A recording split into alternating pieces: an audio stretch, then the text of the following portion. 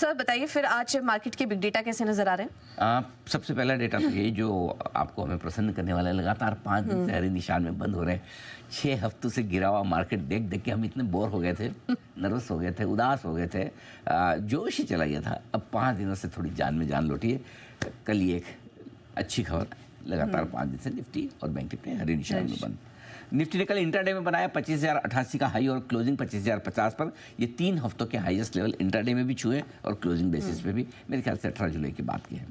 ठीक है, अब आइए, कल जिस लेवल के ऊपर बंद होना ज़रूरी था, क्योंकि पिछले 2 दिनों से हम अटेम्प्ट कर जा रहे, टच बैक, वो था 25,025 के आसपास के लेवल, उसके थोड़ा सा नीचे, यानी कि वो था लेवल 25,015, जो कि 50 दिनों का मूविंग एवरेज है। और कल फाइनली उसके ऊपर बंद होने में तीसरे दिन थर्ड अटेम्प्ट में कामयाब।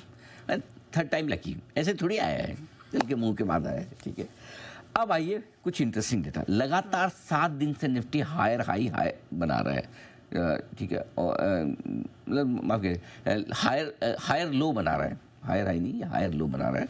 लगातार 7 दिन से हायर लो बना रहा है, यानी कि पिछले दिन का लो निफ्टी तोड़ता नहीं है और अगला लो जो आपका बनता है वो पिछले दिन के लो से बेहतर होता है। फॉर एग्जाम्पल, कल का आपका लो है 24,929, परसों का था 24,873, उसके पहले 24,852।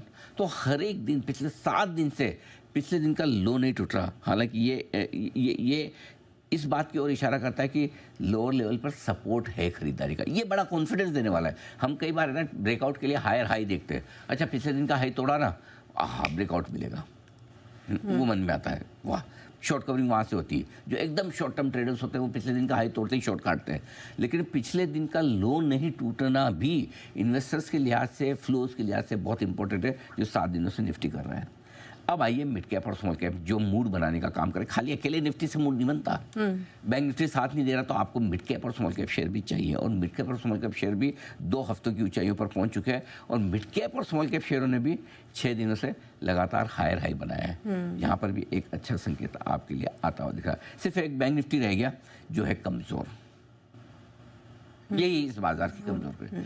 दूसरा दिन कल था जब लोअर हाई लोअर लो बनाया, यानी कि परसों का हाई हम पार नहीं कर पाए और परसों के लो को थोड़ा नीचे की तरफ भी तोड़ा, तो तकनीकी तौर पर बैंक निफ्टी कमज़ोर और ऊपर से नेगेटिव भी बंद हुआ है। सो अगर इस पूरे मार्केट में कोई एक चीज़ कमज़ोर दिख रही है कल के सेशन में तो वो है बैंक निफ्टी, बाकी सब ठीक है। ये तो हो गया आपका Nifty, bank Nifty, mid cap, small cap. अब आइए कुछ सेक्टर्स पर फोकस करें। Number 1 IT। सबको ऐसा लगता था IT का क्या होगा क्या नहीं होगा, ये वो सब, लेकिन कल IT इंडेक्स ने 3 हफ्तों का हाई बना दिया। अच्छी मजबूती IT में।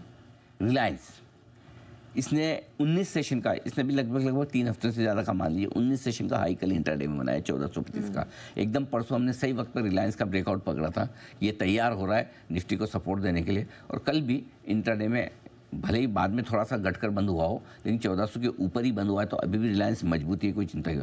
दिक्कत क्या है, क्यों बाजार ज़्यादा तेज़ी से बढ़ नहीं पा रहा है? उसकी वजह है बैंक निफ्टी, और बैंक निफ्टी में वजह है 2 शेयर, वो है HDFC बैंक और ICICI बैंक। लगातार दूसरे दिन इन्होंने लोअर हाई बनाया। पिछले दिन का हाई पार नहीं कर पाए और पिछले दिन का लो भी तोड़ा, तो तकनीकी तौर पर दोनों हो गए कमज़ोर।